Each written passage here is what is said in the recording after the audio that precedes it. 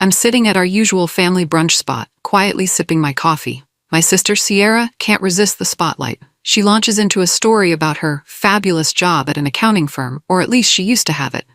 Then she glances my way. "Crazy how Naomi still doesn't have a real job," she says, half laughing, half serious. My heart does a tiny lurch, but I keep my face calm. Mom scolds her. "Sierra, stop. You know that's uncalled for." Sierra shrugs, turning the conversation back to herself. She's always been like this. Bold, charming, proud. I stay quiet as usual. Dad tries to change the subject, but Sierra's smirk lingers. I feel Mom's hands squeeze mine under the table. I force a small smile. Nobody knows about my real work, except for a few close friends. I've chosen anonymity because attention never felt comfortable. Sierra keeps talking, describing her job search. She insists she'll find something big soon. I keep quiet, remembering the massive code release my team finished last night. If only she realized how real my job actually is. I swallow my retort, letting Sierra soak up the chatter. Inside, I can't help thinking, one day, she'll know the truth. I wasn't always this quiet. As a kid, I spoke up with ideas, but Sierra's voice boomed louder in every room. We both got love from our parents. Mom cheered for Sierra's dance recitals. Dad praised me whenever I helped fix his old computer. Still, Sierra became the star. Bigger personality, bigger presence. I'd watch from the wings while she took the spotlight. She'd flash that bright smile, collecting trophies and attention, while I sat cross-legged in the audience with my science magazines. It wasn't jealousy, exactly, more like acceptance. I saw early on that I liked building things in the background. She liked center stage. But now, at 31, I see how that dynamic shaped me. I learned to listen instead of brag. I learned to code quietly, to put my energy into solutions, not headlines. Sierra sees me as the same old, silent baby sister who never quite measured up to her spotlight. And that's fine, most days. Yet I remember Dad once saying, "Naomi, you're our calm in the storm." Back then, I didn't realize how meaningful that was. Now, each time Sierra belittles me, I replay his words. I'd rather be calm than loud. But calm doesn't mean powerless. Tonight, I'm in our small workspace downtown, hunched over my keyboard. The code is almost perfect, just a few more lines to debug. Across from me, Nathan sips his energy drink, eyes glued to his own screen. He's the face, I'm the brain. That's how we've always divided it. At first, it was just a dream, an AI engine that could learn and adapt for real-time data analysis. We called it Nova. Now, Nova is the heart of our $100 million company. It's surreal, even for me. Nathan tosses me a grin. "Naomi, you're unstoppable tonight. One more push?" I nod, flexing my stiff fingers. My code glows in the dark screen. A few keystrokes and the system compiles smoothly. We close the final line. "That's it," I say. "Deployment in T-1 hour." He raises a fist in victory, and I gently bump it with mine. We did it.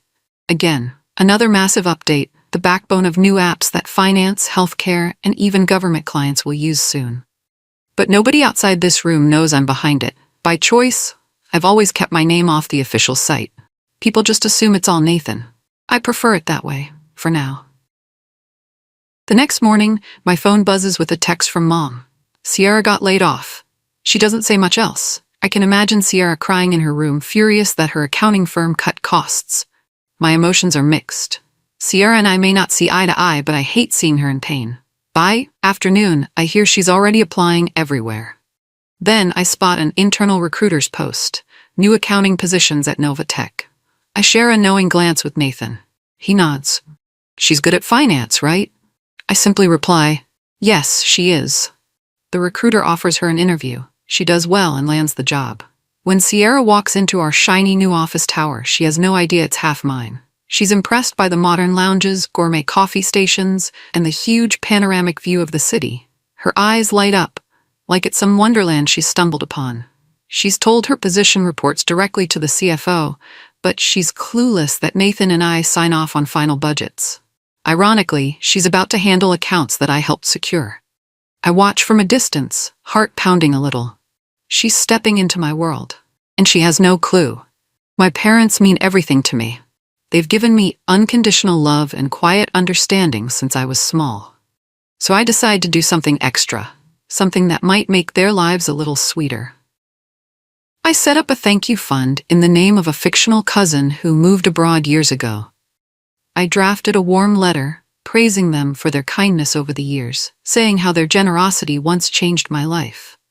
It might be a stretch, but it's true in spirit. Mom and Dad always welcomed everyone with open hearts. I deposit $20,000 each month. Yes, it's a big sum, but it's also a fraction of what I earn now, and I can't think of two people who deserve it more. When I visit on weekends, Dad shows me fresh groceries he's bought to donate to the local food bank. Mom beams, telling me how she and her neighbor use that money to start a community garden. They have no idea the money is from me. And I want it that way. They're so happy, so grateful. My heart warms each time I see them flourish in their retirement, paying kindness forward. Every Thursday, I discreetly swing by the finance department to sign off on certain approvals. I stick to the quieter corridors so no one connects the dots. Sierra, working in her cubicle, never sees me. Meanwhile, news spreads that Nathan is single. Sierra's interest is obvious. She whispers to coworkers during coffee breaks, fishing for details. They gush about him, his leadership style, his charm. Then they mention, he's not the only founder, apparently. There's another one, but nobody's ever seen her. This intrigues Sierra. She can't resist a mystery. She jokes with her teammates, maybe the other founder's a ghost. They laugh. She doesn't realize the ghost is me. Sometimes I overhear her casual remarks. Nathan's the real star, though. She angles for any rumor on his personal life. People feed her glimpses. He's known to be a workaholic. He's super close with the invisible co-founder, and he's never dated anyone from the office. I smirk, hearing these second-hand tidbits. Sierra imagines some glamorous partner or best friend. If only she knew I was the one working late nights with him, building lines of code that shape entire industries. I'm right here, hiding in plain sight. I slip into Nathan's office after hours to finalize a new app update. We review system logs, fix tiny bugs, then share a sigh of relief. The rollout's on schedule. As I step into the hallway, I suddenly see Sierra. She's frozen, staring at me like I just crashed her personal bubble.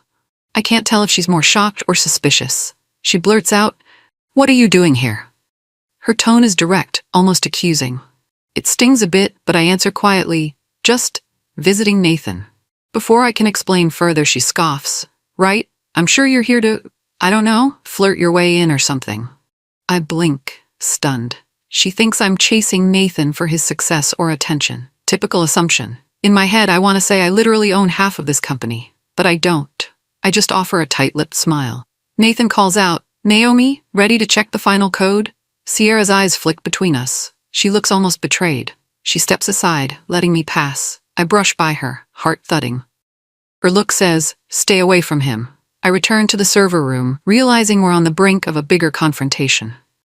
Friday morning, I'm quietly reviewing the finance reports on my laptop at home. A ping from an internal chat catches my attention. It's a snippet from an office gossip channel. "Heard Sierra said Naomi's trying to leech off Nathan. She's not even a real employee. Doesn't she know the difference between a random visitor and actual staff?" I exhale slowly. The jab hurts, but it's typical. Sierra never misses a chance to paint me as someone clinging to others' success. It's almost funny. She's venting about a sister who silently co-founded the entire operation. But I keep my emotions in check. Anger won't help. That evening, I treat myself to a solo dinner at a small Italian place near my apartment. Checking my phone, I see Sierra's latest social media post, a group selfie at a bar, her arm around a friend.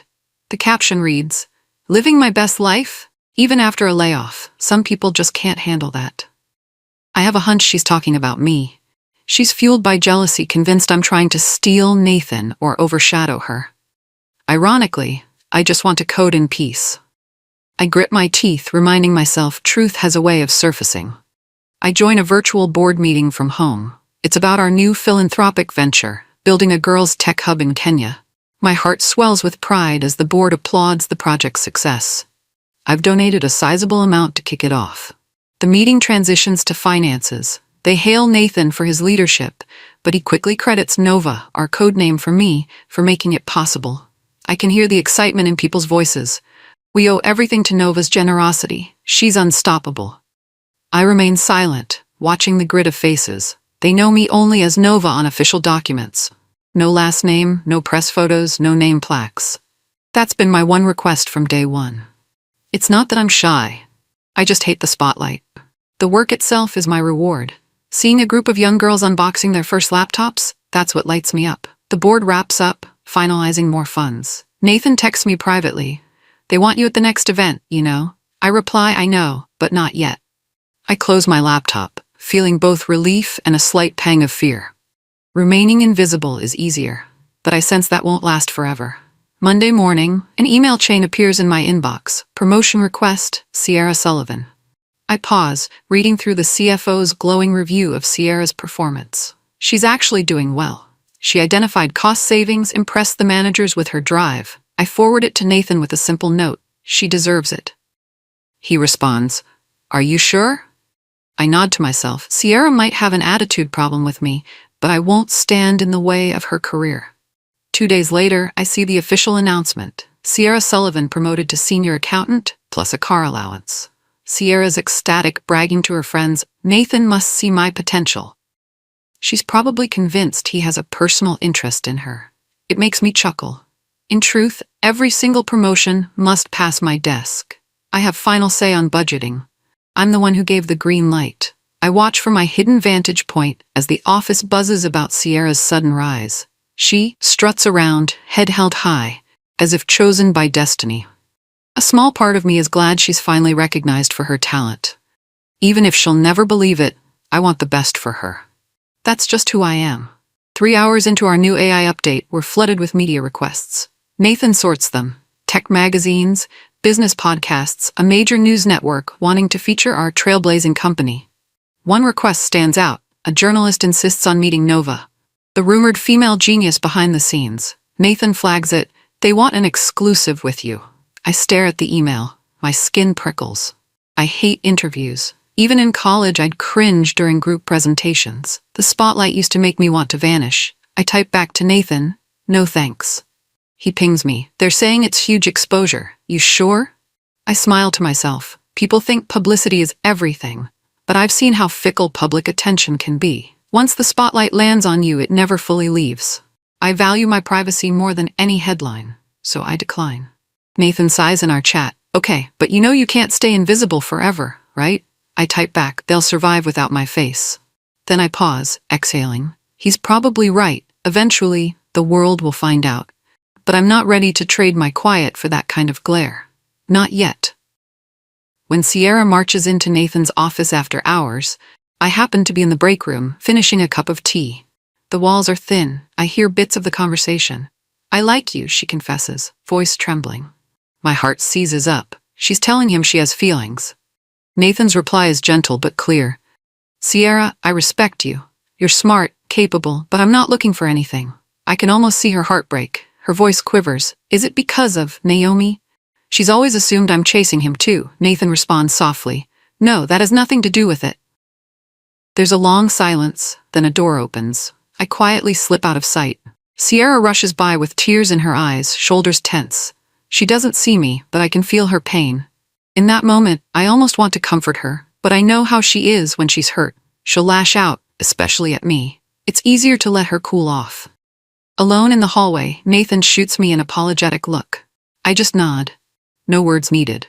We both realize Sierra's pride took a major blow, and I fear she might blame me again. The next few days, there's buzz around the office. Whispers about a second owner get louder. Some employees notice the NT and NS signatures on the quarterly memos.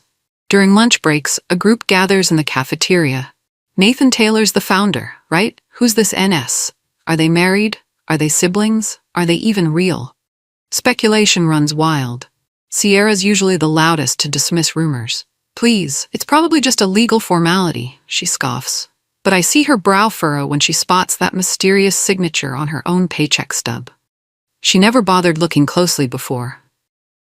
Now her curiosity is piqued. I notice subtle changes.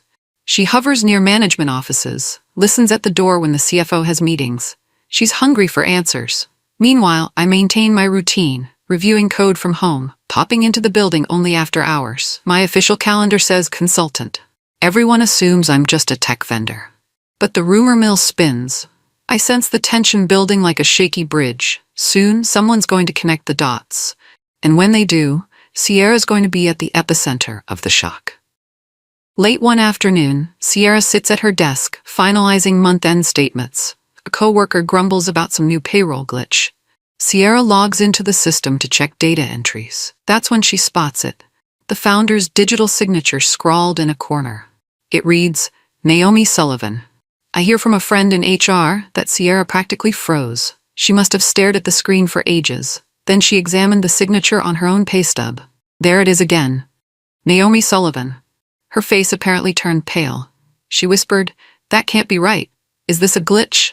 That's my sister's name. People around her shrugged. They barely know me. Sierra stands up so fast her chair tips over. She tries to act calm, but everyone senses her unease. She mumbles something about verifying documents, but her voice shakes. I imagine her mind racing. Naomi? The quiet sister with no real job? The one who's always in the background? The same one who's somehow signing corporate memos worth millions of dollars? This is the moment I knew would come. She's starting to piece it all together. My signature is out in plain sight. And now, it's a ticking time bomb. Sierra retreats to a conference room, eyes glued to her laptop. She dives into the internal records, searching every mention of Naomi Sullivan. Cross-checking company history. Her hands shake on the keyboard. Fear, confusion, maybe even excitement. She discovers old incorporation documents. My name is there, right beside Nathan's. Pages show I hold 50% ownership. I can imagine the swirl of memories invading her mind. Me walking out of Nathan's office, me attending late-night tasks, that rumored second founder. Suddenly, it all clicks. Her heart must be thudding. She's realizing I'm not some clingy wannabe. I'm the co-founder, the one who coded the AI from scratch, who set the stage for the entire company. She uncovers more evidence. Project outlines, dated back 5 years, bearing my name. Email chains referencing Naomi's code. Legal agreements with both of our signatures. I can see the storm forming in her eyes. She was so sure of her narrative that I had nothing going for me. Now the facts shatter that illusion. By the time she closes her laptop, Sierra understands the truth. I'm the mysterious co-founder she's been hearing whispers about. The sister she called a nobody is half the brains behind it all. I stroll into the boardroom at Nathan's request.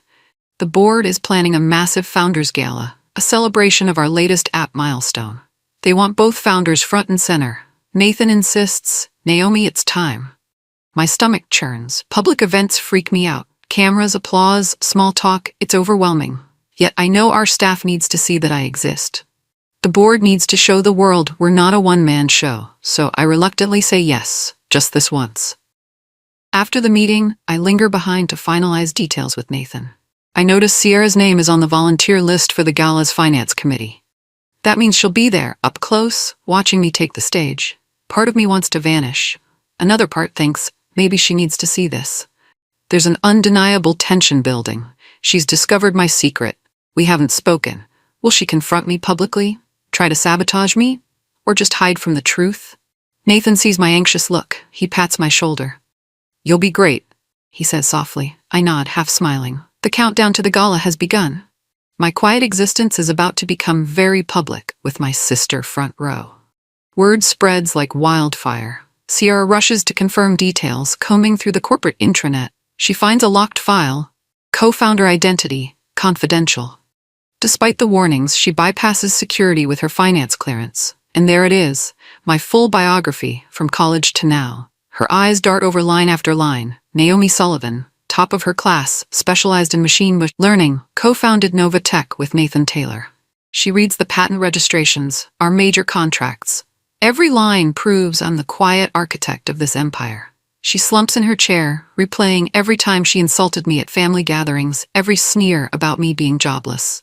The weight of her ignorance crushes her. At the same time, she's enraged. Why didn't she tell me? She paces, pounding her fist on the desk. She might be feeling betrayed, humiliated, or both. In that moment, she sees everything differently.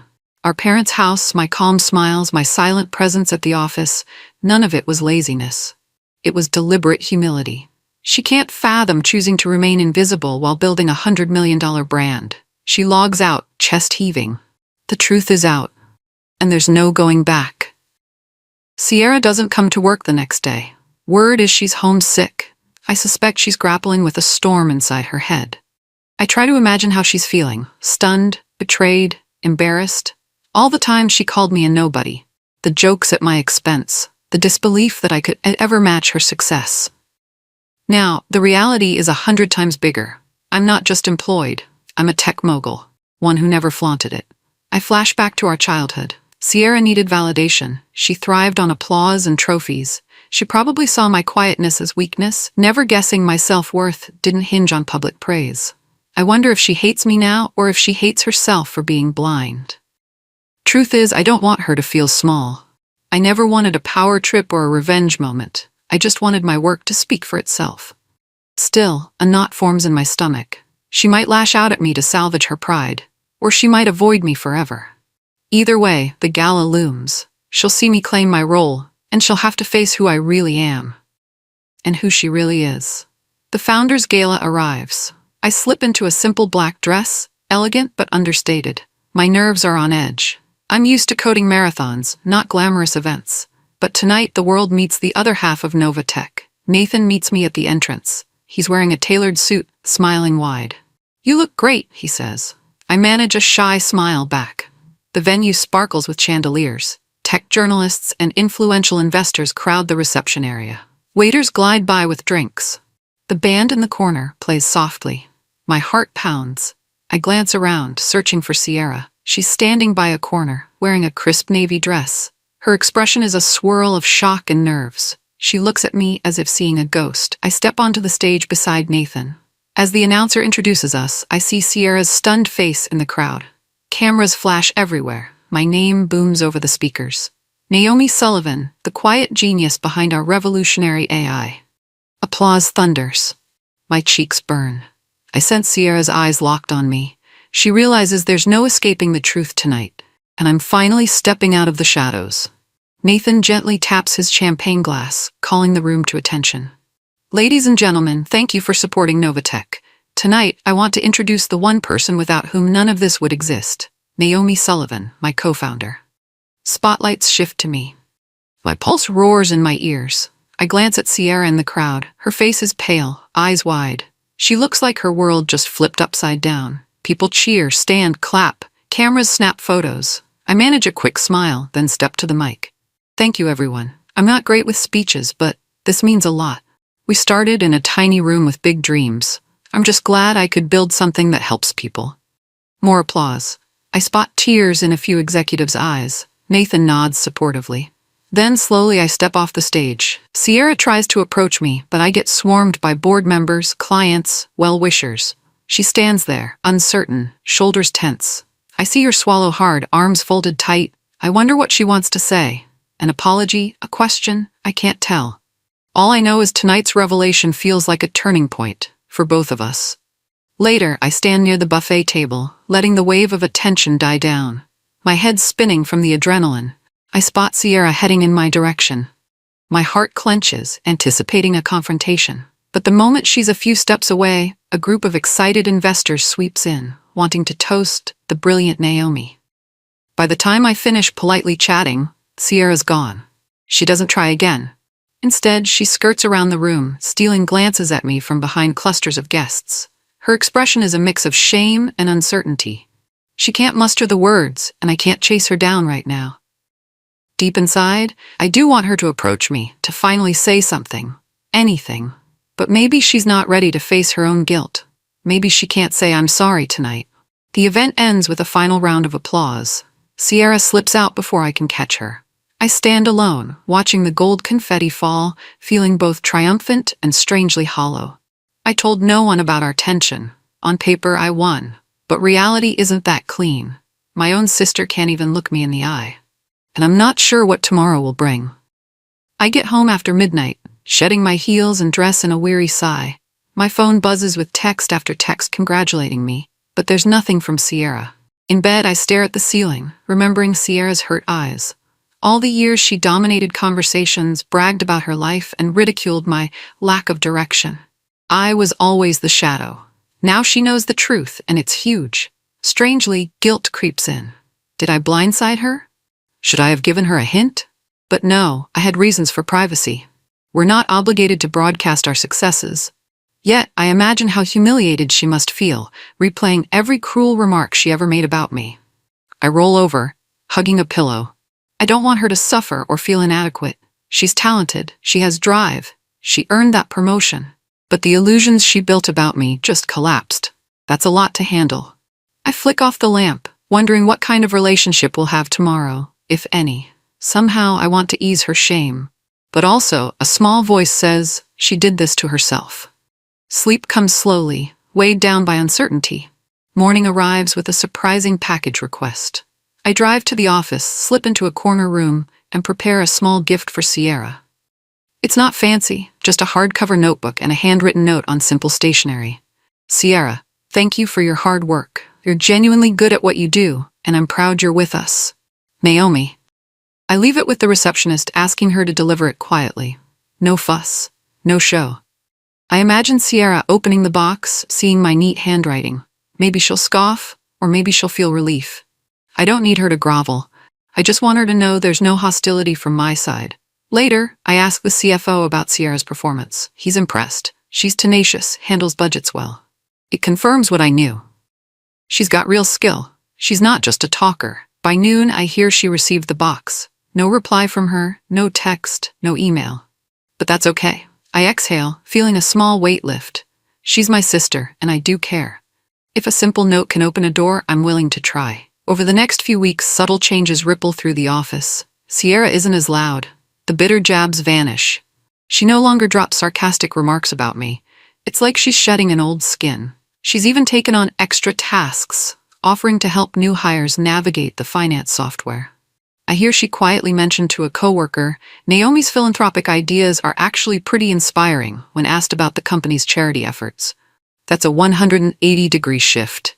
She suggests a new charity partner for our CSR program, one focused on providing technology education to underprivileged kids. I recognize it as my favorite cause. She's trying to meet me halfway. Meanwhile, I stay in the background, letting her prove herself on her own terms. She doesn't chase Nathan anymore. She's become more focused on her work, less on office gossip. We still haven't talked face-to-face about the big reveal. But every gesture she makes feels like an unspoken apology. I see her resolve to be better, to move past her jealousy. For the first time in years, I sense the possibility of a real bond growing between us, and I find myself hoping it's not too late for that. A month later, I wrap up the final code update in my quiet home office.